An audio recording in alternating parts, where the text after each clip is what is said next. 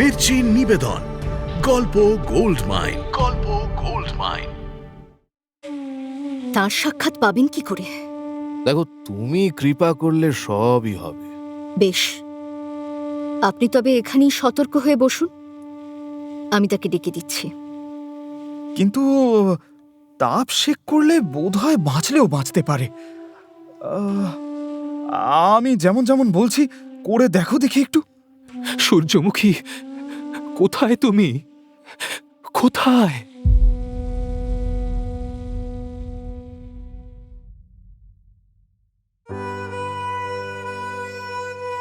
মির্চি গল্প গোল্ড মাইনে আপনাকে স্বাগত। মণিমাণিক্যে ভরা বাংলা সাহিত্যের কিছু কালজয়ী উপন্যাস ও গল্প দিয়ে সাজানো আমাদের এই মির্চি গল্প গোল্ড মাইন। আজ শুনছেন বঙ্কিমচন্দ্র চট্টোপাধ্যায় রচিত সামাজিক উপন্যাস বিষবৃক্ষ। 1279 বঙ্গাব্দ অর্থাৎ ইংরেজির 1873 সালে এই উপন্যাসটি প্রথম প্রকাশিত হয়েছিল তৎকালীন বঙ্গদর্শন পত্রিকায়। আজ শুনছেন ষষ্ঠ পর্ব।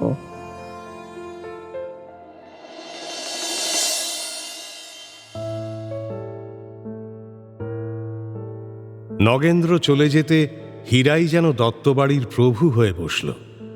বেহাল দশা হল অসহায় কুন্দনন্দিনীর। ফের হানা দিল দেবেন্দ্র। কি হবে এবারে? নগেন্দ্রও কি দেখা পাবেন তাঁর সূর্যমুখীর? হীরা বহাল হয়েছিল কুন্দনন্দিনীর পরিচর্যায়, কিন্তু নগেন্দ্র সূর্যমুখীর অনুপস্থিতিতে সেই কুন্দনন্দিনীর যন্ত্রণার মূল হয়ে দাঁড়াল। কুন্দ দেখল হীরা আর আগের মতো নেই। না আছে তার আগের মতো যত্ন, না আছে মমতা বা প্রিয়বাদিনীত্ব। দাসী হয়েও হীরা বরং মুখিয়ে থাকে তাকে অশ্রদ্ধা, তিরস্কার বা অপমান করার জন্য।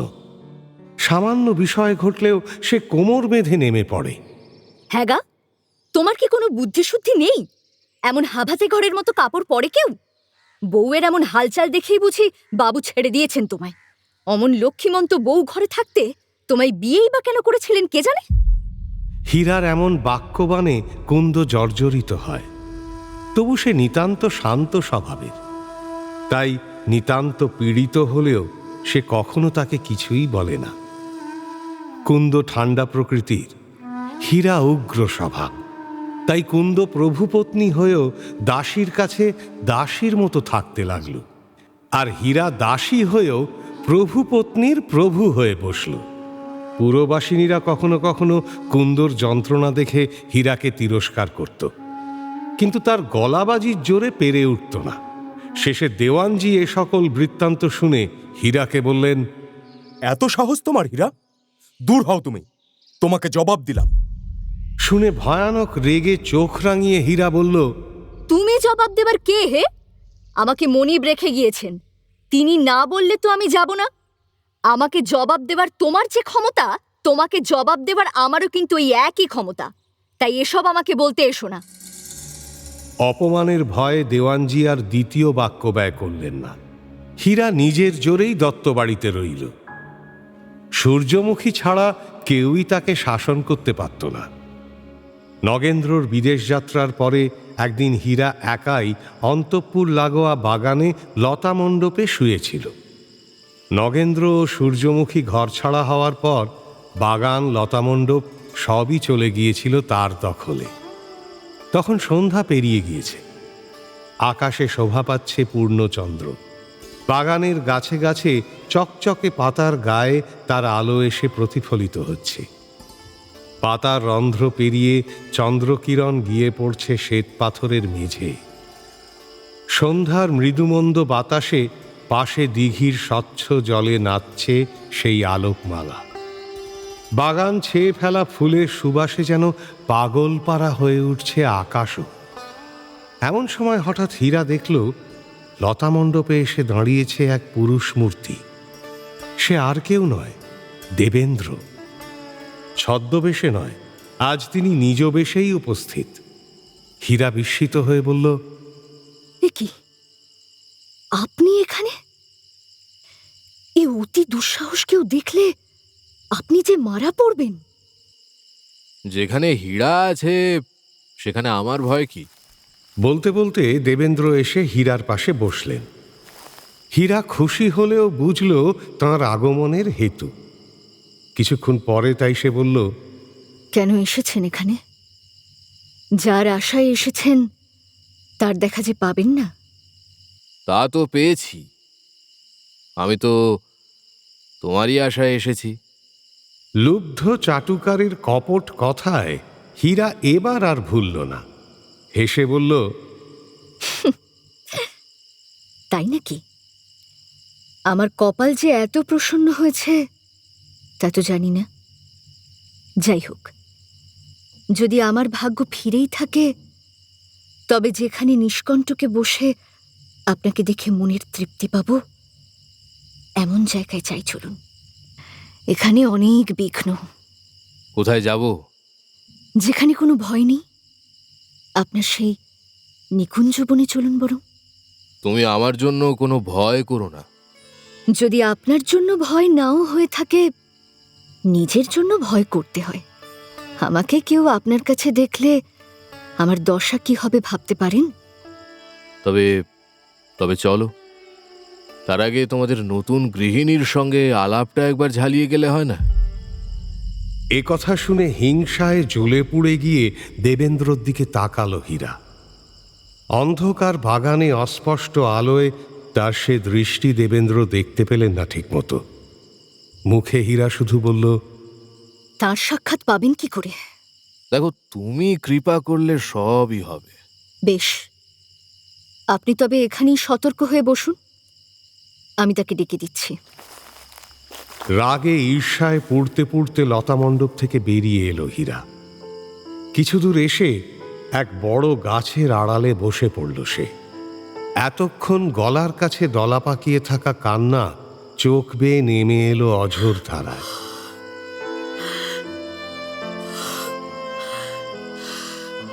পরে নিজেকে সামলে হীরা উঠে বাড়ির ভেতর চলে গেল। তবে কুন্দনন্দিনীর কাছে গেল না। তার বদলে বাইরের দিকে গিয়ে দ্বাররক্ষীদের বলল, হেই, তোমরা শিগগিরই এসো, ফুলবাগানে চোর এসেছে। কে কোথায় আছো শিগগিরই এসো, ফুলবাগানে চোর এসেছে। হীরার ডাকে দোবে, চৌবে, পাঁড়ে এবং তিওয়ারি পাকা বাঁশের লাঠি হাতে অন্তঃপুরের মধ্যে দিয়ে বাগানের দিকে ছুটল। দূর থেকে দেবেন্দ্র তাদের নাগরা জুতোর মশমশ শব্দ শুনে কালো কালো গালপাট্টা দেখতে পেয়ে লতামণ্ডপ থেকে লাফ দিয়ে নেমে দ্রুত বেগে পালালেন। তেওয়ারি গোষ্ঠী কিছু দূর তাকে ধাওয়া করল, কিন্তু ধরতে পেরেও পারল না। তবে দেবেন্দ্রর কপালে কিছু পুরস্কার অবশ্যই জুটেছিল। পাকা বাঁশের লাঠির স্বাদ তিনি পেয়েছিলেন কিনা নিশ্চিত জানা নেই, কিন্তু শ্বশুরা শালার মতো প্রিয় সম্ভাষণ সূচক মধুর সম্বোধনে তিনি অভিহিত হয়েছিলেন বটে। দেবেন্দ্রর ভৃত্য একদিন তার প্রসাদী ব্র্যান্ডি খেয়ে পরদিন নিজের উপপত্নীকে গল্প করেছিল, বুঝলে, আজ বাবুকে তেল মাখাচ্ছিলাম, তখন দেখি পিঠে একটা মস্ত বড় কালশিটের দাগ। যাই হোক, দেবেন্দ্র সে রাতে বাড়ি ফিরে দুটি বিষয়ে স্থির সংকল্প হলেন। এক, হীরা থাকতে তিনি আর দত্তবাড়িতে যাবেন না, এবং দুই, হীরার আচরণের তিনি প্রতিশোধ নেবেন। পরিণামে হীরাকে গুরুতর প্রতিফল দিলেন। লঘু পাপে তার গুরুদণ্ড হল। হীরা এমন গুরুতর শাস্তি পেল যে তা দেখে শেষকালে দেবেন্দ্রর পাষাণ হৃদয়ও বিদীর্ণ হয়েছিল। সে কথা বিস্তারে বলার নয়, তবে পরে সংক্ষেপে বলা যাবে। আপাতত বরং একটু অন্যদিকে ফেরা যাক। বর্ষাকাল, বড় দুর্দিন। দিনভর বৃষ্টি হয়েছে, সূর্যের দেখাই মেলেনি। আকাশ মেঘে ঢাকা। কাশী যাওয়ার পাকা রাস্তার গাঁথনি একটু একটু পিছল হয়ে পড়েছে। পথে লোক প্রায় নেই বললেই চলে। ভিজতে ভিজতে কেই বা পথ চলে। একজন মাত্র পথিক এগোচ্ছিলেন রাস্তা ধরে। তার ব্রহ্মচারীর বেশ, গেরুয়া বস্ত্র, গলায় রুদ্রাক্ষ, কপালে চন্দন রেখা। জটার আড়ম্বর নেই, একেবারে ছোট ছোট চুল, তারও কতক সাদা হয়ে গিয়েছে। এক হাতে গোলপাতার ছাতা, অন্য হাতে ধাতব পাত্র। ব্রহ্মচারী ভিজতে ভিজতে চলেছেন। একে তো দিনেই অন্ধকার, তাতে আবার পথেই রাত্রি হলো। অমনি পৃথিবী যেন কালি মাখল একরাশ। কোথায় পথ আছে কোথায় নেই পথিক ঠাহর করতে পারছিলেন না। তবু এগিয়ে চললেন। তিনি যে সংসার ত্যাগী ব্রহ্মচারী। আলো অন্ধকার, সুপথ কুপথ সবই তাঁর কাছে সমান। রাত্রি হয়েছে অনেক, কালিমা মেখেছে ধরণী। আকাশের মুখ কালো ঘোমটায় ঢাকা। গাছের মাথার দিকগুলো গাঢ়তর অন্ধকারের স্তূপের মতো দেখাচ্ছে। যেখানে যেখানে গাছের মাথারা পরস্পরের থেকে খানিক দূরে, সেখানেই কেবল পথের রেখা দেখা যাচ্ছে। ফোঁটায় ফোঁটায় বৃষ্টি পড়ছে, এক একবার বিদ্যুৎ চমকাচ্ছে। তবে সে আলোর চেয়ে অন্ধকার ভালো। অন্ধকারে ক্ষণিকের বিদ্যুতের আলোয় সৃষ্টি যেমন ভয়ানক দেখায়, অন্ধকারে তত নয়। আচমকা কার যেন ক্ষীণ দীর্ঘশ্বাস শোনা গেল অন্ধকার পথে। মাগো, চারপাশের নিরিখে সে শব্দ অলৌকিক। তবু যেন মনে হলো মানুষেরই গলা, অতি মৃদু তবু অতি যন্ত্রণাময় যেন। ব্রহ্মচারী থমকে দাঁড়ালেন। কতক্ষণে আবার বিদ্যুৎ চমকাবে তারই অপেক্ষায়।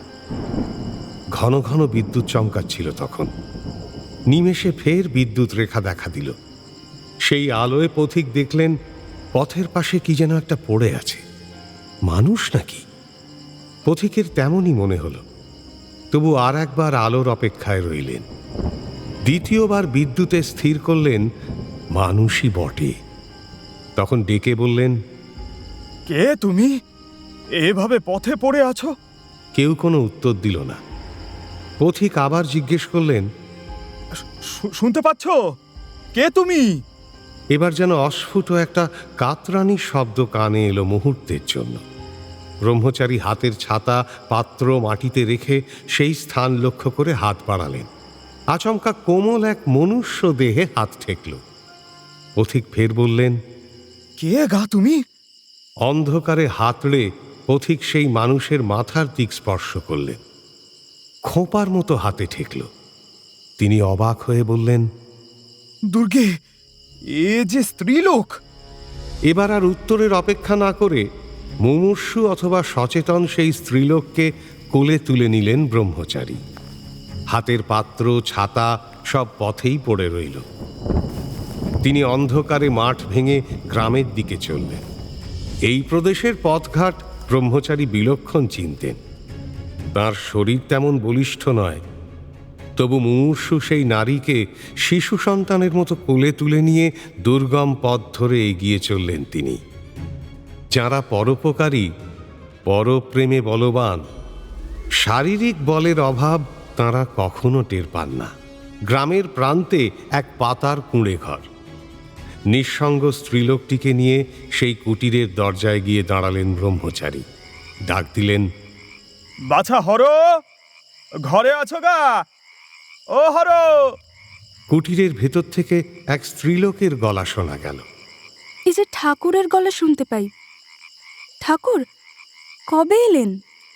এই এই তো এই আসছি। শিগগির দরজা খোলো, আমি বড় বিপদগ্রস্ত। কুটিরের ভেতরকার সেই স্ত্রীলোক হরমণি দরজা খুলে বেরিয়ে এলো। ব্রহ্মচারী বললেন, এই শিগগির প্রদীপখানা জ্বালো দেখি। হরমণি প্রদীপ জ্বালাতে ব্যস্ত হয়ে পড়ল। ব্রহ্মচারী ধীরে ধীরে কোল থেকে সেই মুমূর্ষু স্ত্রীলোকটিকে ঘরের মধ্যে মাটিতে শুইয়ে দিলেন। হরমণি দীপ জ্বালিয়ে তার মুখের কাছে এনে ধরলে দুজনে ভালো করে নজর করলেন। দেখলেন স্ত্রীলোকটি বয়স্কা নয়, তবে শরীরের যেমন অবস্থা তাতে দেখে বোঝার উপায় নেই। অতি শীর্ণ শরীর, সাংঘাতিক পীড়ার লক্ষণ তাতে। একসময় সম্ভবত তার সৌন্দর্য থাকলেও থাকতে পারে, এখন তার আর লেশমাত্র অবশিষ্ট নেই। পরনের ভেজা কাপড়খানা অত্যন্ত মলিন এবং শতছিন্ন। জলে ভেজা এলো চুল চিররুক্ষ। বুজে থাকা চোখ জোড়া কোটরে ঢুকে গিয়েছে। নিঃশ্বাস পড়ছে বটে, তবে চেতনা নেই। দেখে মনে হয় যেন মৃত্যু নিকটে। হরমণি কৌতূহলী হয়ে ব্রহ্মচারীকে জিজ্ঞেস করল, উমা, একে কোথায় পেলেন গো ঠাকুর? ব্রহ্মচারী পথের ঘটনা সব খুলে বললেন হরমণিকে। তারপর বললেন, দেখে মনে হয় যেন মৃত্যু শিওরে এসে দাঁড়িয়েছে, কিন্তু তাপ শেক করলে বোধহয় বাঁচলেও বাঁচতে পারে। আহ, আমি যেমন যেমন বলছি করে দেখো দেখি একটু। ব্রহ্মচারীর আদেশ মতো হরমণি কাজে লেগে পড়ল। চেষ্টা চরিত্র করে সেই স্ত্রীলোকের ভিজে কাপড় ছাড়িয়ে তাকে পরিয়ে দিল শুকনো কাপড়। আর একখানা শুকনো কাপড় দিয়ে ভালো করে তার গা, মাথা, চুল মুছিয়ে দিল। আগুন জ্বালিয়ে তাকে এরপর তাপ দিতে লাগল। ব্রহ্মচারী তখন বললেন, বোধহয় অনেকক্ষণ অনাহারে রয়েছে। ঘরে দুধ আছে? তবে একটু একটু করে খাওয়ানোর চেষ্টা করে দেখো দেখি। ঘরে গরু ছিল, দুধও ছিল। দুধ গরম হরমণি অল্প অল্প করে স্ত্রীলোকটিকে পান করাতে লাগল। পেটে সেই দুধ যেতে একটু একটু করে সে চাঙ্গা হতে লাগল। একসময় চোখ মেলে তাকালো। দেখে হরমণি তাকে জিজ্ঞেস করল, মা, তুমি কোথা থেকে আসছিলে গা? আমি আমি কোথায়?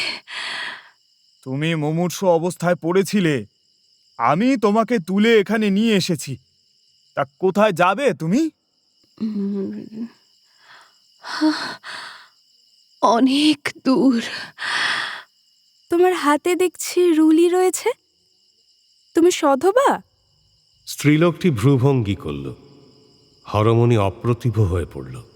ব্রহ্মচারী তখন জিজ্ঞেস করলেন, বাছা, তোমায় কি বলে ডাকবো? মানে তোমার নামটা কি? আমার আমার নাম সূর্যমুখী। সূর্যমুখীর শরীর গতিক যা হয়েছিল তাতে তার বাঁচার আশা ছিল না। তার রোগের লক্ষণ বুঝতে না পেরে পরদিন সকালে ব্রহ্মচারী গ্রামের বৈদ্যকে ডাকলেন। রামকৃষ্ণ রায় বিজ্ঞ মানুষ, বৈদ্যশাস্ত্রে বড় পণ্ডিত। তার চিকিৎসার বিশেষ সুনাম ছিল গ্রামে। তিনি এসে ভালো করে সূর্যমুখীকে পরীক্ষা করে বললেন, এর কাশ রোগ হয়েছে, তার উপর জ্বর হচ্ছে।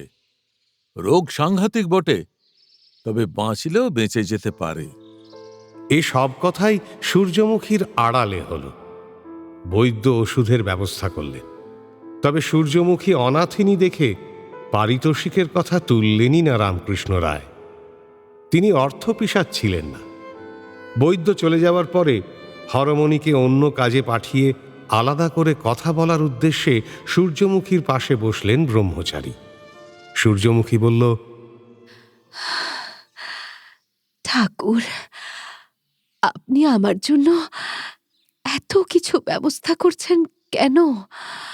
আমার জন্য এত কষ্ট করার প্রয়োজন নেই। আমার আর কষ্ট কি? এই আমার কাজ। আমার কেউ নেই, আমি ব্রহ্মচারী। পরোপকার আমার ধর্ম। আজ যদি তোমার কাজে নিযুক্ত না থাকতাম, তবে তোমার মতো অন্য কারোর কাজে থাকতাম। তবে আমাকে রেখে আপনি অন্য কারো উপকারে নিযুক্ত হন। আপনি অন্যের উপকার করতে পারবেন, আমার উপকার করতে পারবেন না। এমন কেন ভাবছ? বাঁচলে আমার উপকার নেই, মরাই আমার আমার মঙ্গল।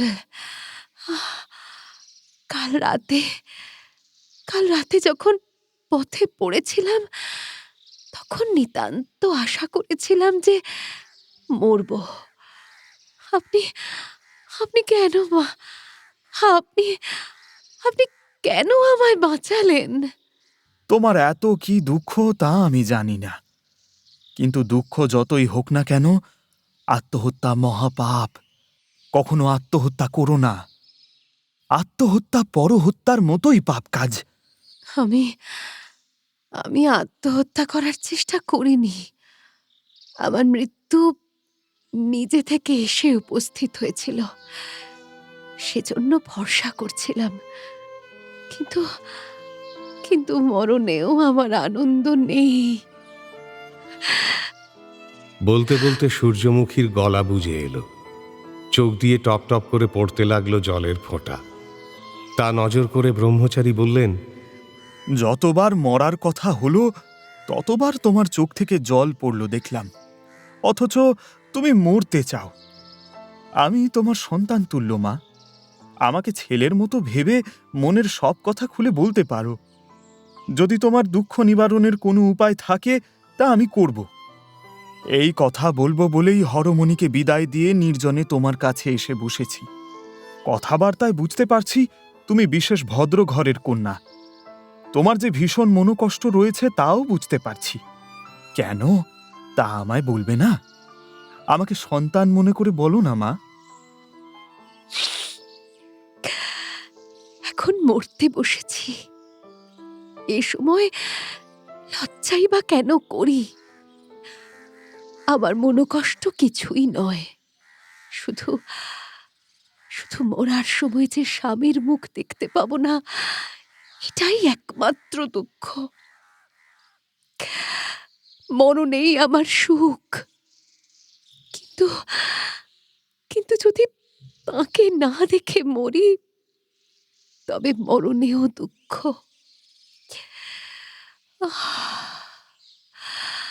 যদি এ সময় একবার তাকে দেখতে পাই, তবে মরণেই আমার সুখ। সূর্যমুখীর এমন বুক ভাঙা বেদনায় ব্রহ্মচারীও চোখ মুছলেন, বললেন, তোমার স্বামী কোথায় মা? এখন তোমাকে তার কাছে নিয়ে যাবার উপায় নেই, কিন্তু তিনি যদি খবর দিলে এখানে আসতে পারেন তবে তাকে চিঠি লিখে জানাতে পারি। সূর্যমুখীর রোগক্লিষ্ট মুখে আনন্দের রেশ দেখা দিল, কিন্তু তারপরেই ফের ভগ্নোৎসাহ হয়ে সে বলল, তিনি তিনি আসলে আসতেই পারেন, কিন্তু কিন্তু আসবেন কিনা জানি না। আমি তাঁর কাছে গুরুতর অপরাধী। তবে তবে তিনি আমার প্রতি দয়াময়, তাই ক্ষমা করলেও করতে পারেন। কিন্তু কিন্তু তিনি যে অনেক দূরে আছেন, ততদিন কি আমি বাঁচব? সে কত দূরে? হরিপুর জেলা। নিশ্চয় বাঁচবে। ব্রহ্মচারী কাগজ কলম নিয়ে এলেন। তারপর সূর্যমুখীর কথা মতো চিঠি লিখলেন নিজেই। মহাশয়, আমি আপনার পরিচিত নই। আমি ব্রাহ্মণ, ব্রহ্মচর্যাশ্রমে আছি। আপনি কে তাও আমি জানি না। কেবল এইটুকু জানি, শ্রীমতী সূর্যমুখী দাসী আপনার স্ত্রী। তিনি এই মধুপুর গ্রামে সংকটাপন্ন রোগগ্রস্ত অবস্থায় হরিমুনি বৈষ্ণবীর বাড়িতে আছেন। তার চিকিৎসা চলছে, তবে বাঁচার আশা বিশেষ নেই। সেই খবর দিতে আপনাকে এই চিঠি লিখছি। তার ইচ্ছা মৃত্যুকালে একবার আপনাকে দর্শন করে প্রাণত্যাগ করেন। যদি তার অপরাধ ক্ষমা করতে পারেন তবে একবার এখানে আসুন। আমি একে মা বলে ডাকি, তাই পুত্রস্বরূপ তার অনুমতি নিয়েই এই চিঠি লিখছি। তার নিজের লেখার শক্তি নেই। যদি আসেন তবে রানীগঞ্জের পথে আসবেন। রানীগঞ্জে অনুসন্ধান করে শ্রীমান মাধবচন্দ্র গোস্বামীর সঙ্গে সাক্ষাৎ করবেন। তাকে আমার নাম বললে তিনি সঙ্গে লোক দেবেন। তাহলে মধুপুরে আর খুঁজে বেড়াতে হবে না। আসতে হলে তাড়াতাড়ি আসবেন। আসতে দেরি হলে অভীষ্ট সিদ্ধি হবে না। ইতি শ্রী শিবচন্দ্র প্রসাদ শর্মা। চিঠি লেখা শেষ করে সূর্যমুখীকে ব্রহ্মচারী জিজ্ঞেস করলেন, কার নাম শিরোনামা দেব বলো তাহলে? হরমণি এলে বলবো। হরমণি এলে চিঠিতে নগেন্দ্র দত্তর শিরোনামা দেওয়া হলো। ব্রহ্মচারী নিজেই চিঠিখানা ডাকঘরে দিতে গেলেন। সূর্যমুখী তখন সজল নয়নে হাত জোড় করে ঊর্ধ্বমুখে চেয়ে জগদীশ্বরের উদ্দেশ্যে বলল, হে পরমেশ্বর, যদি তুমি সত্যি হও, আর যদি আমার প্রতি ভক্তি থাকে, তবে যেন এ চিঠিখানি সফল হয়। চিরকাল স্বামীর চরণ ছাড়া কিছুই জানি না। এতে যদি পুণ্য থাকে তবে সে পুণ্যের ফলে আমি স্বর্গ চাই না, শুধু চাই যেন মৃত্যুকালে স্বামীর মুখ দেখে মরি। কিন্তু সে চিঠি নগেন্দ্রর কাছে পৌঁছল না। চিঠিখানা যখন গোবিন্দপুরে পৌঁছল, তার ঢের আগেই তিনি দেশ পর্যটনে চলে গিয়েছিলেন। ডাক হরকরা বাড়ির দারোয়ানের হাতে চিঠিটা দিয়ে গেল। দেওয়ানকে নগেন্দ্র আদেশ দিয়ে গিয়েছিলেন, আমি যখন যেখানে পৌঁছবো সেখান থেকে চিঠি লিখব। আমার আজ্ঞা পেলে সেখানে আমার নামে আসা চিঠিপত্র পাঠিয়ে দেবে। ইতিপূর্বে পাটনা থেকে নগেন্দ্র দেওয়ানকে চিঠিতে লিখেছিলেন, আমি নৌকাপথে কাশী যাত্রা করলাম, কাশী পৌঁছে খবর দেব। আমার চিঠি পেলে সেখানে আমার চিঠিপত্র পাঠিও। দেওয়ান সেই খবরের অপেক্ষায় ব্রহ্মচারীর চিঠিটি বাক্সবন্দি করে রেখে দিলেন। এদিকে যথাসময় নগেন্দ্র কাশীতে পৌঁছলেন। সেখান থেকে যথারীতি খবর দিলেন দেওয়ানকে। অন্যান্য চিঠিপত্রের সঙ্গে দেওয়ান শিবপ্রসাদ ব্রহ্মচারীর চিঠিটিও পাঠালো তাঁকে। নগেন্দ্র সে চিঠির মর্মোদ্ধার করে আঙুল দিয়ে নিজের কপাল চেপে ধরে কাতর কণ্ঠে বললেন, হে জগদীশ্বর, মুহূর্তের জন্য আমার চেতনা রাখো। জগদীশ্বর বুঝি সদয় হয়ে সে কথা রাখলেন। নগেন্দ্র কর্মাধ্যক্ষকে ডেকে আদেশ দিলেন, আজ রাতেই আমি রানীগঞ্জ যাত্রা করব। সর্বস্ব ব্যয় করে হলেও তুমি তার ব্যবস্থা করো। কর্মাধ্যক্ষ ব্যবস্থা করতে ছুটল। কথাটুকু শেষ করে অচেতন হয়ে মাটির ওপরেই শুয়ে পড়লেন নগেন্দ্র। সেই রাত্রেই নগেন্দ্র কাশী ছেড়ে বেরিয়ে পড়লেন। শারদ রাতের বারাণসী পেছনে পড়ে রইল। চন্দ্রহীন অন্ধকার রাত। আকাশে হাজার হাজার তারা জ্বলছে। গঙ্গার বুকে নৌকোয় দাঁড়িয়ে যেদিকে তাকাও সেদিকেই আকাশে নক্ষত্র। অনন্ত তেজে অনন্ত কাল ধরে জ্বলছে, বিরামহীন। নিচে যেন দ্বিতীয় আকাশ। নীলাম্বরী শাড়ির মতো স্থির হয়ে বিছিয়ে আছে ঘন নীল তরঙ্গিনী। তার তীরে সিঁড়িতে অনন্ত পর্বত শ্রেণীর মতো অট্টালিকার সারিতে হাজারে হাজারে আলো। প্রাসাদের পরে প্রাসাদ, তারপরে আবার প্রাসাদ। এমন আলোয় আলো হয়ে থাকা অনন্ত প্রাসাদ শ্রেণী। এই সব কিছুর প্রতিবিম্ব নদীর স্বচ্ছ জলের বুকে। আকাশ, নগর, নদী সবই আলোর বিন্দুতে মোড়া। দেখতে দেখতে নগেন্দ্র চোখ মুছলেন। পৃথিবীর সৌন্দর্য আজ আর তাঁর সহ্য হল না। নগেন্দ্র বুঝেছিলেন শিবপ্রসাদের চিঠি অনেক দেরিতে তাঁর হাতে এসে পৌঁছেছে। এখন সূর্যমুখী কোথায়? এদিকে গোবিন্দপুরে দত্তবাড়িতে জীবন বইছিল অন্য খাতে। যেদিন পাড়ে সহ দারোয়ানদের গোষ্ঠী পাকা বাঁশের লাঠি হাতে দেবেন্দ্রকে তাড়িয়ে দিয়েছিল, সেদিন হীরা ভারী খুশি হয়েছিল। কিন্তু তার পরে তার অনুতাপ দেখা দিল। সে মনে মনে ভাবল, আমি তাকে এভাবে অপমানিত করে ভালো করিনি। তিনি না জানি মনে মনে আমার উপরে কত রাগ করেছেন। একে তো তার মনের মধ্যে জায়গা পাইনি, আর এখন আমার সকল ভরসা দূর হলো। অন্যত্র দেবেন্দ্র নিজের খলতায় নির্ভর করে হীরাকে শাস্তি দেওয়ার মনস্কাম সিদ্ধি করতে প্রবৃত্ত হলেন। মালতীকে দিয়ে তিনি হীরাকে ডেকে পাঠালেন। দু একদিন ইতস্তত করে হীরাও শেষে গেল তাঁর কাছে। দেবেন্দ্র রাগের লেশমাত্র প্রকাশ করলেন না। আগের দিনের ঘটনার কোনো উল্লেখ পর্যন্ত না করে হীরার সঙ্গে মিষ্টি কথায় আলাপ জুড়লেন। কেমন আছো তুমি হীরা? কতদিন তোমায় দেখিনি, মনে হচ্ছে এক জন্ম জানো। কি যে বলেন, এই তো সেদিন। তোমাকে না দেখে বুঝি একদিনও আর কাটতে চায় না। আচ্ছা, এমন কেন হয় বলো দেখি? সত্যি বলছেন? মাকড়সা যেমন মাছির জন্য জাল পাতে, ঠিক তেমন করেই দেবেন্দ্র জাল পাততে লাগলেন। লুব্ধ হীরামাছি সহজেই তাতে ধরা দিল। মিষ্টি কথায় মুগ্ধ হয়ে সে ভুলেই গেল কুন্দনন্দিনীর প্রতি দেবেন্দ্রর আসক্তির কথা। প্রতারিত হল তাঁর কপটতায়। ভেবে বসল, এই বুঝি প্রেম। হীরা চতুর বটে, কিন্তু এখানে তার বুদ্ধি তাকে সঙ্গ দিল না। কথা ছেড়ে এবার দেবেন্দ্র হাতে তুলে নিলেন তানপুরা। সুরাপানে উৎসাহ আরও খানিকটা বাড়িয়ে নিয়ে গান ধরলেন। দৈব কণ্ঠ সঙ্গীতজ্ঞ দেবেন্দ্র এমন মধুর সুরের ঢেউ তুললেন যে হীরা একেবারে বিমোহিত হয়ে গেল। তার হৃদয় চঞ্চল হল, মন ভিজে উঠল দেবেন্দ্রর প্রেমে। আনন্দ আবেশে হীরার চোখ বেয়ে জল গড়াতে লাগল।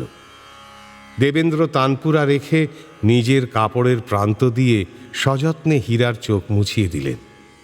পুলকে হীরার গায়ে কাঁটা দিয়ে উঠল। দেবেন্দ্র তখন সুরার নেশায় মদির হয়ে রঙ্গরসিকতায় মজলেন।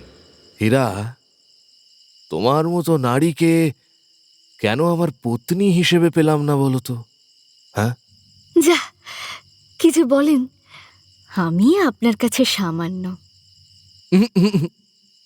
সামান্য নও হীরা, তুমি অসামান্য। তুমি কি জানো যে আমি যখন ঘুমোতে যাই আমি তোমার কথাই ভাবি? সত্যি? আমার কথা? হ্যাঁ গো, হ্যাঁ, তোমার কথা। কিন্তু আমি কি এর যোগ্য দেবেন্দ্রবাবু? নিশ্চয়ই যোগ্য হীরা। জানেন দেবেন্দ্রবাবু, আমিও আপনার কথা ভাবি, খুব ভাবি। তাই? হ্যাঁ দেবেন্দ্রবাবু, আমার কষ্ট হয়। কষ্ট?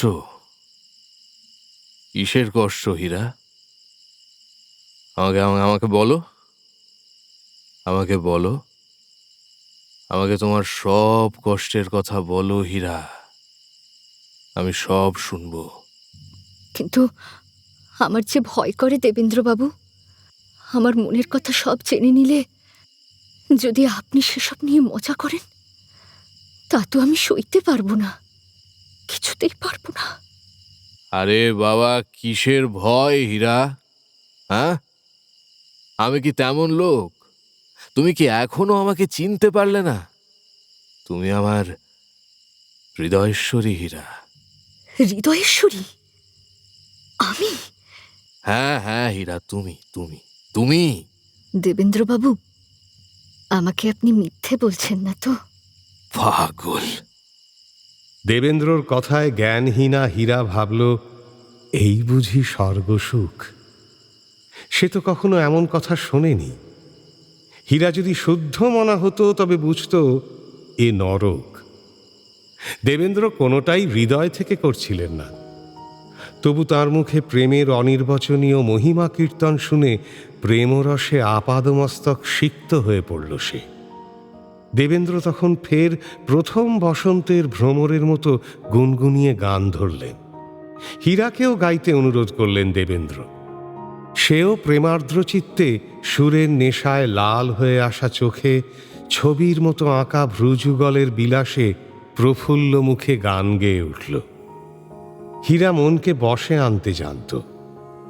একসময় দেবেন্দ্রকে অপ্রণয়ী ভেবে সংযম করেও ছিল, কিন্তু এবারে সে প্রবৃত্তি তার ছিল না বলে পতঙ্গের মতো ঝাঁপ দিল প্রণয়ের আগুনে। এমন করেই বিষ বৃক্ষে ফল ফলল। দিন কাটতে লাগলো এভাবেই। বর্ষা গেল, শরৎ এলো। শরৎও যায় যায়। মাঠের জল শুকিয়েছে, ধান ফুলে উঠছে, পুকুরে পদ্ম ফুরিয়ে এসেছে। সকালে গাছের পাতা থেকে শিশির ঝরে। সন্ধ্যায় মাঠঘাট ধোঁয়া ধোঁয়া কুয়াশায় ছেয়ে যায়। কার্তিক মাসের এমনই এক সকালে মধুপুরের রাস্তায় এক পালকি এসে দাঁড়াল। গাঁয়ের ছেলেপিলেরা খেলা ফেলে অবাক চোখে সার দিয়ে সব দাঁড়াল। মেয়ে বউরা জলের কলসি কাঁখে একটু তফাতে এসে জুটল। বউয়েরা ঘোমটার ভেতর থেকে চোখ বার করে দেখতে লাগলো। স্ত্রীলোকেরা চেয়ে রইল ফ্যাল ফ্যাল করে। ধান কাটতে আসা চাষার দল ধান ফেলে কাস্তে হাতে পাগড়ি মাথায় হাঁ করে পালকি দেখতে লাগলো। পালকি থেকে বেরিয়ে এলো বুট পরা একখানা পা। গ্রামের মণ্ডল মাতব্বরেরা ততক্ষণে কমিটি বসিয়ে ফেলেছে। নির্ঘাত সাহেব শুভ হবে। যা বলেছ, দেখলে না, পায়ে বুট জুতো। সাহেবই এসেছে, কিন্তু এ গ্রামে এসেছে কেন? গ্রামের ছেলেরা ধরেই নিল পালকিতে নির্ঘাত বউ আছে। এসবের মধ্যে নগেন্দ্রনাথ নেমে এলেন বাইরে। পরনে প্যান্টলুন, মাথায় টুপি। 5-7 জনে অমনি সেলাম ঠুকল। কেউ ভাবল দারোগা, কেউ ভাবল বরকন্দাজ সাহেব এসেছেন। দর্শক কুলের মধ্যে এক বৃদ্ধকে সম্বোধন করে নগেন্দ্র বললেন, আমি শিবদাস ব্রহ্মচারীর খোঁজে এসেছি। তাকে কোথায় পাবো বলতে পারেন? বৃদ্ধ নিশ্চিত ছিলেন নগেন্দ্র নির্ঘাত কোনো খুনের মামলার কিনারা করতে এসেছেন। অতএব সত্যি কথা বলা উচিত নয় মনে করে তিনি বললেন, আগে আমি সামান্য মানুষ, অত শত জানি না। নগেন্দ্র বুঝলেন একজন ভদ্রলোকের সাক্ষাৎ না পেলে কার্যসিদ্ধি হবে না। সে গ্রামে অনেক ভদ্রলোকের বাস। নগেন্দ্র তখন বিশিষ্ট লোকের বাড়িতে গেলেন। রামকৃষ্ণ রায়, গ্রামের কবিরাজ। নগেন্দ্রকে দেখে রামকৃষ্ণ যত্ন করে তাকে চেয়ারে বসালেন। তারপর জিজ্ঞাসা করলেন, বলুন, কি সাহায্য করতে পারি আপনাকে? আমাকে শিবদাস ব্রহ্মচারীর খোঁজ দিতে পারেন? বড় দরকার। ব্রহ্মচারী ঠাকুর তো এখানে নেই। নেই? তাহলে কোথায় গিয়েছেন? জানেন কিছু? ঠাকুর তো তা বলে যাননি, তাই কোথায় গিয়েছেন আমরা জানি না। আসলে মানুষটা তো এক জায়গায় স্থায়ী নন, সর্বদা নানা জায়গায় ঘুরে বেড়ান। কবে আসবেন তা কি কেউ জানে? তার কাছে আমার নিজেরও কিছু প্রয়োজন আছে, তাই খোঁজ নিয়েছিলাম। কিন্তু তিনি যে কবে আসবেন কেউ বলতে পারল না। ও, কতদিন হলো এখান থেকে গিয়েছেন? ঠাকুর শ্রাবণ মাসে এসেছিলেন, গেলেন ভাদ্র মাসে। ভালো। তা এই গ্রামে হরমনি বৈষ্ণবের বাড়ি কোথায়? কেউ কি আমায় দেখিয়ে দিতে পারেন? হরমনির ঘর পথের ধারেই ছিল, কিন্তু সে ঘর তো আর নেই, আগুনে পড়ে গিয়েছে। নগেন্দ্র নিজের কপাল টিপে ধরলেন। তারপর ক্ষীণতর স্বরে জিজ্ঞেস করলেন, হরমনি কোথায় আছে? তাও কেউ বলতে পারে না। যে রাতে তার ঘরে আগুন লাগে তখন থেকেই তার খোঁজ নেই। কেউ কেউ তো এমনও বলে সে নাকি নিজেই নিজের ঘরে আগুন দিয়ে পালিয়েছে। আচ্ছা আচ্ছা, তার ঘরে কি আর কোনো স্ত্রীলোক থাকতো? না, তেমন কেউ থাকতো না। তবে হ্যাঁ, শ্রাবণ মাসে ব্রহ্মচারী এক অতি অসুস্থ স্ত্রীলোককে এনে ওই বাড়িতে রেখেছিলেন। শুনেছিলাম তার নাম সূর্যমুখী। স্ত্রীলোকটির কাশ রোগ হয়েছিল, আমি তার চিকিৎসা করি। প্রায় সারিয়েও তুলেছিলাম, কিন্তু সেই সময় কি? সেই সময় কি? সেই সময় হরবৈষ্ণবীর বাড়ি আগুন লেগে ওই স্ত্রীলোকটি পুড়ে মারা গেল। কবিরাজের কথা ফুরোতে না ফুরোতে নগেন্দ্র চৌকি থেকে পড়ে গেলেন। মাথায় বিষম চোট লেগে মূর্ছিত হয়ে পড়লেন তৎক্ষণাৎ। কবিরাজ শশব্যস্ত হয়ে তাঁর শুশ্রূষায় নিযুক্ত হলেন। আসলে এ সংসার বিষময়। বিষবৃক্ষ সকলেরই বাড়ির উঠোনে দাঁড়িয়ে। কেই বা বাঁচতে চায়, কেই বা ভালোবাসতে চায়। সন্ধ্যায় নগেন্দ্র যখন মধুপুর থেকে পালকিতে উঠলেন, মনে মনে নিজেকেই বললেন, আমার এতদিনের সব ফুরলো। কি ফুরলো? সুখ। সে তো যেদিন সূর্যমুখী গৃহত্যাগ করেছিল সেদিনই ফুরিয়েছিল। তবে এখন ফুরলো কি? আশা। যতদিন মানুষের আশা থাকে ততদিন কিছুই ফুরোয় না। আশা ফুরলে সব ফুরলো। নগেন্দ্র রাজ তাই সব ফুরলো। তাই তিনি গোবিন্দপুর চললেন। বাড়ি ফিরে বসবাস করতে নয়, গৃহকর্মের কাছে জন্মের শোধ বিদায় নিতে চললেন। সে অনেক কাজ। নগেন্দ্র পালকিতে বসে ভাবতে ভাবতে চললেন, এখন তাহলে কি কি আমার অবশ্য কর্তব্য? হ্যাঁ, বিষয় আশয়ের বিলি ব্যবস্থা করতে হবে। জমিদারি, ভদ্রাসন বাড়ি এবং অন্যান্য স্বপার্জিত স্থাবর সম্পত্তি ভাগ্নে শ্রীমান সতীশচন্দ্রকে দানপত্র করে লিখে দেব। সে লেখাপড়া উকিল বাড়ি ছাড়া হবে না। অস্থাবর সকল সম্পত্তি কমলমণিকে দান করব। সে সব গুছিয়ে কলকাতায় তার বাড়িতে পাঠাতে হবে। অল্প কিছু কাগজ নিজের কাছে থাক বরং। যে কবছর বাঁচব ওতেই আমার খরচপাতি চলে যাবে। বিষয় আশয়ের সব কাগজপত্র শ্রীশচন্দ্রকে ঠিকমতো বুঝিয়ে দিতে হবে। আর সূর্যমুখীর খাটে একবারটি শুভ। তোমার জন্য আমার চোখের জল ওখানেই পড়ুক, ভিজে যাক তোমার বিছানা। তবে সূর্যমুখীর গয়নাগাটি কমলকে দেব না। সেসব নিজের কাজ ছাড়া করতে পারবো না যে। যেখানে যাব সঙ্গে নিয়ে যাব। পরে যখন সময় উপস্থিত হবে, সেসব দেখতে দেখতেই আমার জীবনের শেষ প্রহর কেটে যাবে। আবশ্যক এই কাজকর্মগুলো সারা হয়ে গেলেই জীবনের মতো আমার ছুটি। বাড়ি ছেড়ে দেশে দেশে ঘুরে বেড়াবো। তবে যতদিন বাঁচব, পৃথিবীর কোথাও কোনো এক্ষণে লুকিয়ে কেটে যাবে ঠিক। উথাল পাথাল ভাবতে ভাবতে যাচ্ছিলেন নগেন্দ্র। পালকির দরজা খোলা। কার্তিকের রাতের আকাশ জ্যোৎস্নায় ধোয়া, তারারা ঝলমল করছে। রাজপথের পাশে টেলিগ্রাফের তারের গায়ে বাতাস ঘষা খাচ্ছে। নগেন্দ্রর চোখে একটি তারাও আজ সুন্দর মনে হল না। জ্যোৎস্নাও যেন অত্যন্ত কর্কশ। যাই দেখছেন চক্ষুশূল মনে হচ্ছে। পৃথিবী বড্ড নৃশংস। সুখের দিনে যে শোভা ধারণ করে সে মনোহরণ করেছিল, আজ সে শোভা বেড়ে গিয়েছে কেন? যে লম্বা ঘাসের আগায় চাঁদের কিরণের প্রতিবিম্ব দেখলে হৃদয় স্নিগ্ধ হতো, আজ সে ঘাসের দল তেমনি সমুজ্জ্বল কেন? আজও আকাশ তেমনি নীল, মেঘ তেমনি সাদা, নক্ষত্র তেমনি উজ্জ্বল, বাতাস তেমনি সনসনিয়ে বইছে। পশুরা তেমনি বিচরণ করছে, মানুষ তেমনি হাসি ঠাট্টায় মেতে। পৃথিবী তেমনি অনন্তগামিনী, সংসার স্রোত তেমনি অপ্রতিহত। জগতের এমন দয়াশূন্যতা নগেন্দ্রর আর সহ্য হচ্ছিল না। ভাবছিলেন, পৃথিবীকে বিদীর্ণ হয়ে এই পালকি শুদ্ধ আমাকে গ্রাস করে নিতে পারে না। সবচেয়ে আমারই দোষ। ৩৩ বছর মাত্র বয়স আমার, এরই মধ্যে সব ফুরল। অথচ জগদীশ্বর তো আমায় সব দিয়েছিলেন, কিছুই ফুরনোর কথা নয়। মানুষ যাতে যাতে সুখী হয়, তা ঈশ্বর যে পরিমাণে আমাকে দিয়েছিলেন ততখানি প্রায় কাউকেই দেন না। ধন সম্পদ, ঐশ্বর্য, মান সবই জন্ম থেকে বিপুল পরিমাণে পেয়েছি।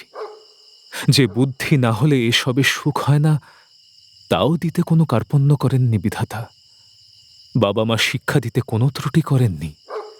রূপ, বল, স্বাস্থ্য, প্রণয়শীলতা প্রকৃতি সব দিয়েছিল উজাড় করে।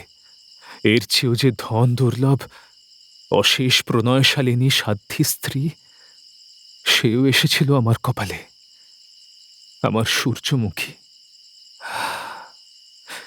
নিজেই আজ সব হারিয়ে ফেললাম, সব নিজের দোষে। সত্যি নগেন্দ্র যা ছিল, এত সুখের সামগ্রী পৃথিবীতে আর কারো আছে কিনা সন্দেহ। আজ এত সুখী পৃথিবীতে কে?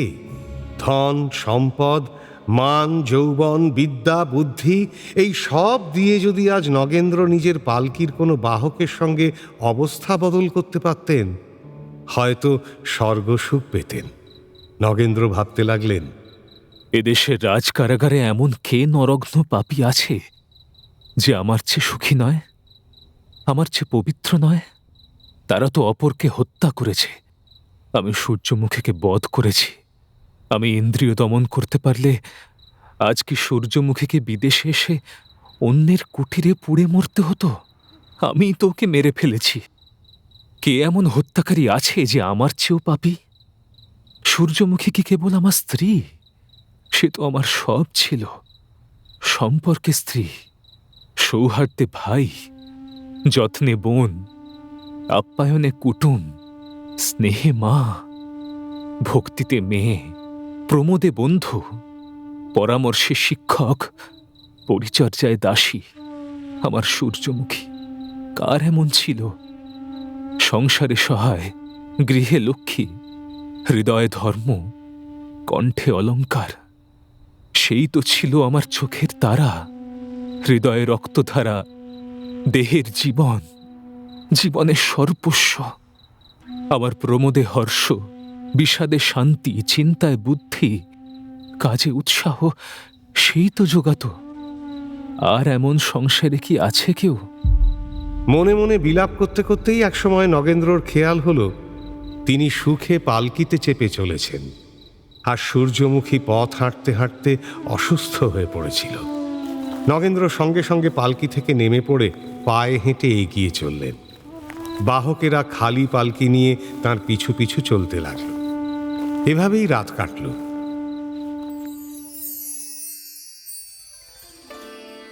সকালে এক বাজারের সামনে পৌঁছে নগেন্দ্র পালকি ত্যাগ করে বাহকদের বিদায় দিলেন। বাকি পথ তিনি পায়ে হেঁটেই যাবেন। মনে মনে নগেন্দ্র স্থির করলেন, আমার এ জীবন আমি সূর্যমুখীর হত্যার প্রায়শ্চিত্তে উৎসর্গ করব। সে গৃহত্যাগ করে যে সমস্ত সুখ থেকে বঞ্চিত হয়েছিল, আমিও সেই সমস্ত সুখ ভোগ ত্যাগ করব। ঐশ্বর্য, সম্পদ, দাসদাসী, বন্ধুবান্ধবের আর কোনো সংস্রব রাখব না। গৃহত্যাগের পর থেকে সূর্যমুখী যে সমস্ত কষ্ট ভোগ করেছিল, আমিও তার সব কিছু ভোগ করব। যেদিন গোবিন্দপুর থেকে যাত্রা করব, সেদিন থেকে পায়ে হাঁটব, নিকৃষ্ট খাবার খাব, রাত কাটবে গাছের তলায় কিংবা পাতার কুটিরে। আর কি প্রায়শ্চিত্ত করব? যেখানে যেখানে সহায় সম্বলহীন স্ত্রীলোক দেখব, প্রাণ দিয়ে তার উপকার করব। নিজের খরচের জন্য যে টাকা রাখলাম, তা দিয়ে নিজের প্রাণ ধারণের ব্যবস্থাটুকু করে বাকি টাকা সহায়হীনাদের সেবায় ব্যয় করব। যে সম্পত্তি সত্ত্ব ত্যাগ করে সতীশকে লিখে দেব, তারও অর্ধাংশ আমার জীবনকালে সে সহায়হীনাদের সাহায্যে ব্যয় করবে। এ কথাও দানপত্রে লিখে দেব। পাপেরই প্রায়শ্চিত্ত হয়, দুঃখেরও তো আর প্রায়শ্চিত্ত নেই। দুঃখের প্রায়শ্চিত্ত কেবল মৃত্যু। মরলেই দুঃখ যায়, সেই প্রায়শ্চিত্ত তবে করব না কেন? বিধ্বস্ত নগেন্দ্র দুহাতে চোখ ঢেকে জগদীশ্বরের কাছে নিজের মৃত্যু কামনা করলেন। হে বিধাতা, তুমি দেখো আমি যেন শিগগিরে মৃত্যুর কোলে ঢলে পড়তে পারি। সূর্যমুখীকে ছাড়া এ জীবন কাটানোর স্বাদ আমার আর নেই। শোকে সন্তপ্ত নগেন্দ্র এভাবেই একদিন গিয়ে পৌঁছলেন কলকাতায়। তখন রাত। শ্রীশচন্দ্র একাই বসেছিলেন বৈঠকখানায়। এমন সময় পায়ে হেঁটে নগেন্দ্র সেখানে উপস্থিত হলেন। হাতে ধরা ক্যানভাস ব্যাগখানা দূরে রেখে নীরবে এসে বসলেন চেয়ারে। শ্রীশচন্দ্র তাঁর ধুলোমাখা চেহারা, ক্লিষ্ট মলিন মুখ দেখে ভয় পেয়ে গেলেন। বুঝে উঠতে পারলেন না কি জিজ্ঞাসা করা উচিত। নগেন্দ্র যে ব্রহ্মচারীর চিঠি পেয়ে কাশী থেকে মধুপুরে গিয়েছিলেন, সে কথা তিনি জানতেন। এ খবর নগেন্দ্রই তাঁকে চিঠিতে জানিয়েছিলেন। এখন তিনি নিজে থেকে কিছু বলছেন না দেখে শ্রীশচন্দ্র গিয়ে তার পাশে বসলেন। তার হাত ধরে বললেন, ভাই নগেন্দ্র, তোমাকে এমন চুপ করে থাকতে দেখে চিন্তায় পড়েছি। তুমি মধুপুর যাওনি? গিয়েছিলাম। ব্রহ্মচারীর দেখা পাওনি? না। আর সূর্যমুখী, তার খবর পেলে? সে কোথায়? স্বর্গে। শ্রীশচন্দ্র চুপ করে গেলেন। নগেন্দ্র চুপ করে মাথা নিচু করে বসে রইলেন তাঁর পাশে। খানিক পরে মাথা তুলে বললেন, তুমি স্বর্গ মানো না, কিন্তু আমি মানি। শ্রীশচন্দ্র জানতেন আগে নগেন্দ্র স্বর্গের অস্তিত্ব মানতেন না। বুঝলেন সূর্যমুখীর মৃত্যু নগেন্দ্রর মনে এই বিশ্বাস তৈরি করে দিয়েছে। এ স্বর্গ প্রেম ও বাসনার সৃষ্টি। সূর্যমুখী কোথাও নেই। এর চেয়ে সূর্যমুখী স্বর্গে আছে এ ভাবনায় যে অনেক সুখ। দুজনেই নীরবে বসে রইলেন পাশাপাশি। শ্রীশচন্দ্র নগেন্দ্রকে সান্ত্বনা দিলেন না। তিনি জানতেন এই সময়টায় পরের কথা বিষ মনে হবে, পরের সংসর্গও মনে হবে যেন বিষ তুল্য। তাই নগেন্দ্রর বিশ্রামের ব্যবস্থা করতে উঠে পড়লেন তিনি। খাওয়া দাওয়ার কথা জিজ্ঞেস করতে আর সাহস হল না। ঠিক করলেন এভার দেবেন কমলমণিকে। কিন্তু তার আগে যে তাকে এ ভয়ানক খবরটা দিতে হবে। শ্রীশচন্দ্র কমলের কাছটিতে গিয়ে দাঁড়ালেন। ধীরে ধীরে বললেন, কমল, তোমার দাদা এসেছেন। দাদা? এই রাতে সূর্যমুখী তাকে পাওয়া গিয়েছে তো? সে সঙ্গে এসেছে তো? কমলমণির ঝড়ের মতো একের পর এক প্রশ্নে বিধ্বস্ত শ্রীশচন্দ্র শুধু বললেন, না, সে নেই। নেই মানে? নেই মানে বেঁচে নেই। কমলমণি নির্বাক নিষ্পন্দ হয়ে দাঁড়িয়ে রইল, মুখে কথা সরল না আর। শ্রীশচন্দ্র তাকে তার দায়িত্বটুকুর কথা মনে করিয়ে দিতে চাইলেন। কমল, এই কমল, তোমার দাদাকে একটু দেখো। শোকে তাপে কি অবস্থা হয়েছে মানুষটার। ওকে বলে কয়ে একটু কিছু মুখে দেওয়ার ব্যবস্থা করো অন্তত। যাও। সূর্যমুখীর মৃত্যু সংবাদ শুনে কমল আর কোনো ভারই নিতে পারল না। সতীশকে একা ফেলে সে রাতের মতো অদৃশ্য হল সে। তাকে এলো চুলে ধুলোয় লুটিয়ে কাঁদতে দেখে দাসী সতীশকে সেখানে ছেড়ে দিয়ে সরে এলো।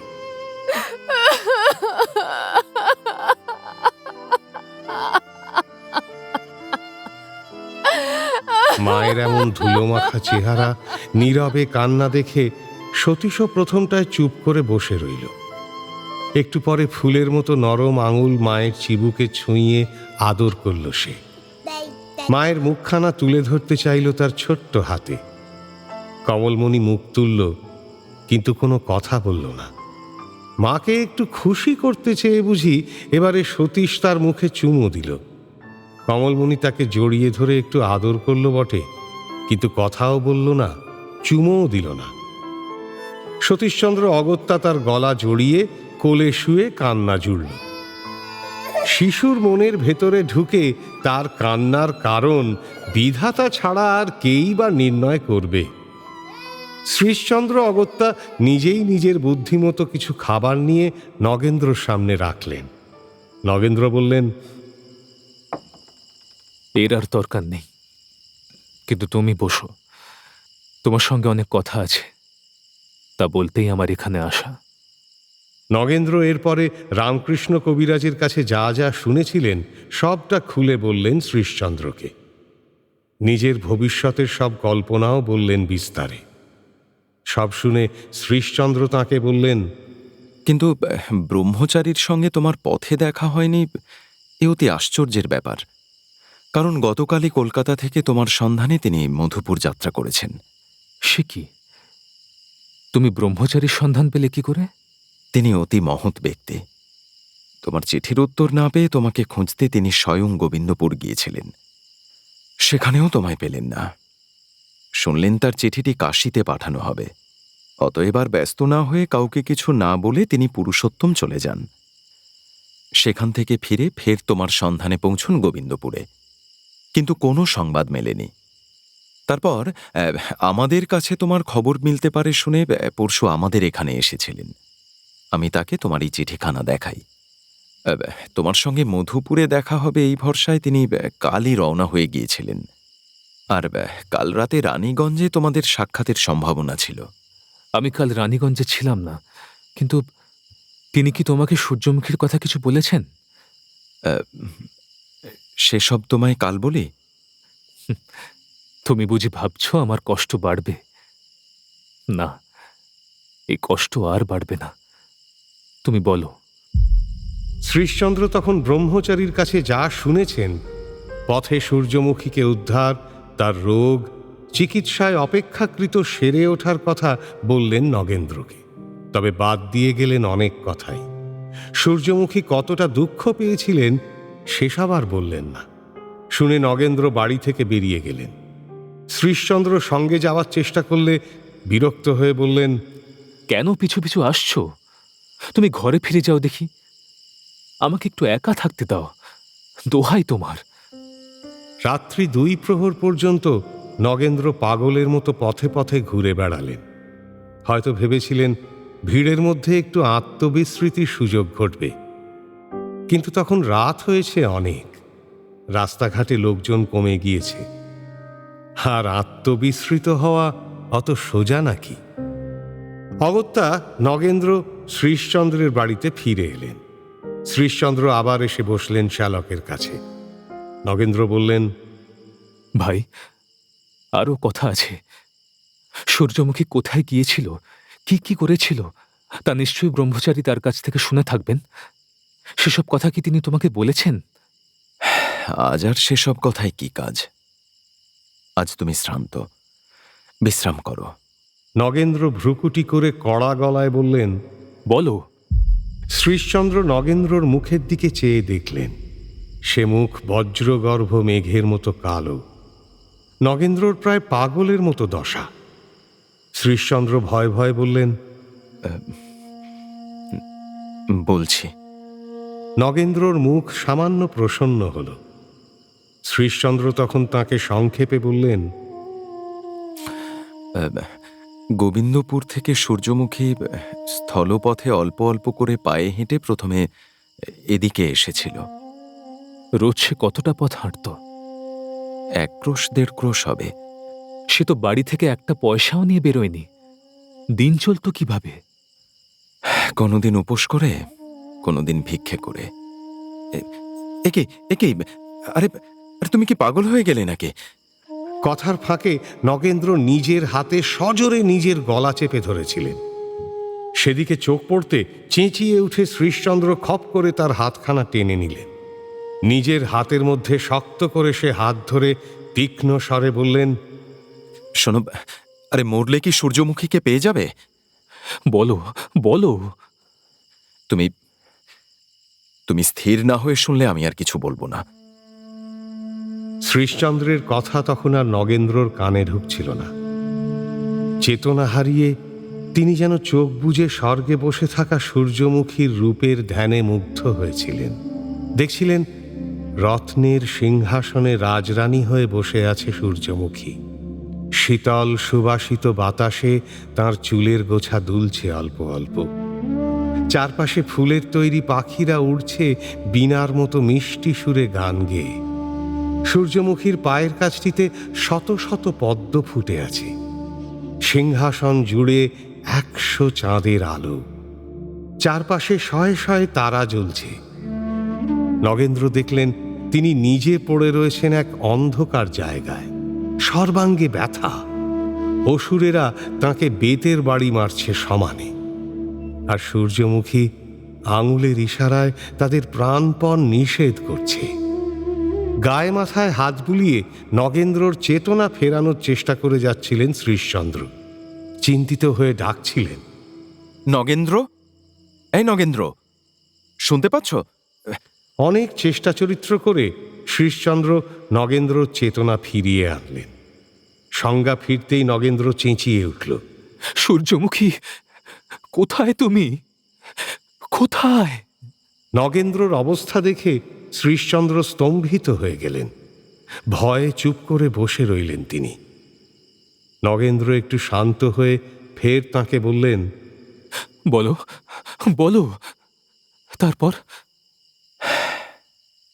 আর কি বলবো? বলো, নইলে নইলে আমি এখনই মরব। শ্রীশচন্দ্র ভয় ভয় ফের বলা শুরু করলেন, সূর্যমুখী খুব বেশি দিন এমন কষ্ট পাননি। এক ধনবান ব্রাহ্মণ সপরিবারে কাশী যাচ্ছিলেন। কলকাতা পর্যন্ত তাঁরা যাচ্ছিলেন নৌকায়। একদিন নদী তীরে গাছের তলায় সূর্যমুখী শুয়েছিল। এদিকে নৌকা ভিড়িয়ে ব্রাহ্মণের পরিবার রান্না করার জন্য সেইখানে এলে গৃহিণীর সঙ্গে তার আলাপ হয়। সূর্যমুখীর অবস্থা দেখে এবং তার আচরণে খুশি হয়ে গৃহিণী তাকে নৌকায় তুলে নেন। সূর্যমুখী তাকে বলেছিল যে সেও কাশী যাবে। সে ব্রাহ্মণের নাম কি? বাড়ি কোথায়? আচ্ছা ছাড়ো। তারপর? তারপর ব্রাহ্মণের পরিবারের সঙ্গে আশ্রিতা হিসেবে সূর্যমুখী বরহি পর্যন্ত গিয়েছিল। কলকাতা পর্যন্ত রেলে, রানীগঞ্জ থেকে বুল্ক ট্রেনে। এ পর্যন্ত হাঁটার কষ্ট আর পেতে হয়নি। তারপর ব্রাহ্মণ কি তাকে বিদায় দিল? না, সূর্যমুখী নিজেই বিদায় নিয়েছিল। সে আর কাশী যায়নি। কতদিন আর তোমাকে না দেখে থাকবে? তোমাকে দেখার বাসনায় সে বরহি থেকে পায়ে হেঁটে ফিরছিল। বলতে বলতে শ্রীশচন্দ্রর চোখ ভিজে এলো। তিনি নগেন্দ্রর মুখের দিকে তাকালেন। শ্রীশচন্দ্রের চোখের জলে নগেন্দ্রর বিশেষ উপকার হল। তিনিও যে আর চোখের জল ধরে রাখতে পারছিলেন না। অতএব শ্রীশচন্দ্রের গলা জড়িয়ে কাঁধে মাথা রেখে হু হু করে কেঁদে ফেললেন।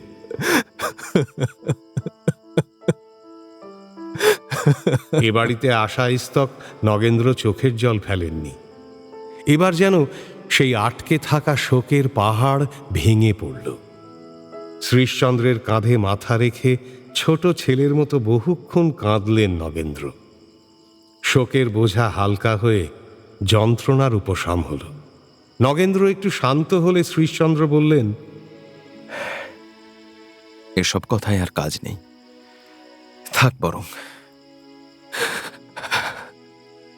আর বলবেই বাকি, বাকিটুকু তো জানো। চোখে দেখতে পাচ্ছি যেন বরহি থেকে একলা হাঁটতে হাঁটতে সূর্যমুখে মধুপুরে এসেছিল।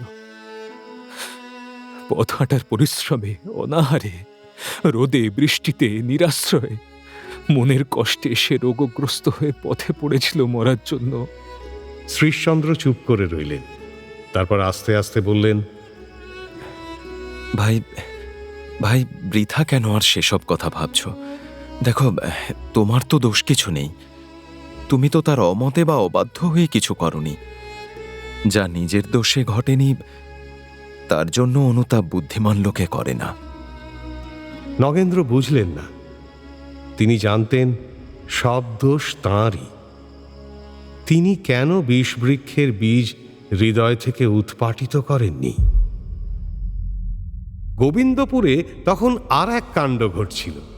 হীরা কপর্দকের বিনিময়ে মহারত্ন বিক্রি করে বসেছিল। ধর্ম চিরকাল কষ্টে রক্ষা করা হয়, কিন্তু একদিনের অসাবধানতায় তা নষ্ট হতে পারে। হীরারও তাই হল। যে ধনের লোভে সে মহারত্ন বিক্রি করল, সে এক কড়া কানাকড়ি। কারণ দেবেন্দ্রর প্রেম বন্যার জলের মতো, একে ক্ষণিকের, তাতে পাঁকে ভরা। 3 দিনের বন্যা শেষে জল সরে গেল হীরাকে কাদায় বসিয়ে রেখে। এতদিন ধর্মরক্ষা করে একদিনের সুখের জন্য তা নষ্ট করে সে চিরকালের মতো অনুশোচনায় ডুবে গেল।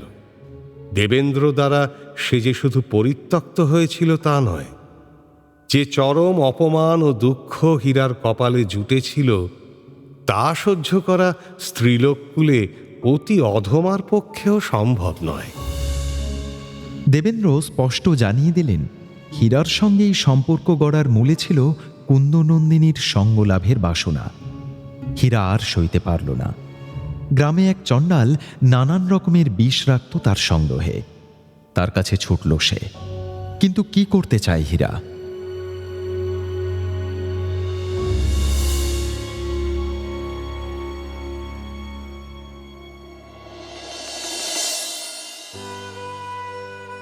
শুনলেন বঙ্কিমচন্দ্র চট্টোপাধ্যায়ের বিষবৃক্ষ, পর্ব 6, নাট্যরূপ পরমা দাশগুপ্ত, পরিচালনায় দেবলীনা আচার্য, বিশেষ তত্ত্বাবধানে সৌভিক গুহ সরকার, সৃজনশীল পরিচালনায় ইন্দ্রাণী চক্রবর্তী, প্রযোজনায় ভিজুয়াল অডিও, ভাষ্য শেখর, সূর্যমুখী দেবশ্রী দাস চৌধুরী, নগেন্দ্র প্রসূন দাস, কমলমণি শ্রেয়সী বন্দ্যোপাধ্যায়, শ্রীশচন্দ্র স্পন্দন দাস, হরদেব গৌরব গুহ মজুমদার গোগো, হীরা অধ্যায় সাহা, কুন্দনন্দিনী মৌমি দত্ত, দেবেন্দ্র সায়ন্তন ঘোষ, ব্রহ্মচারী ভিকি দাস, হরমণি নিশা দরিয়া এবং অন্যান্য শিল্পীরা।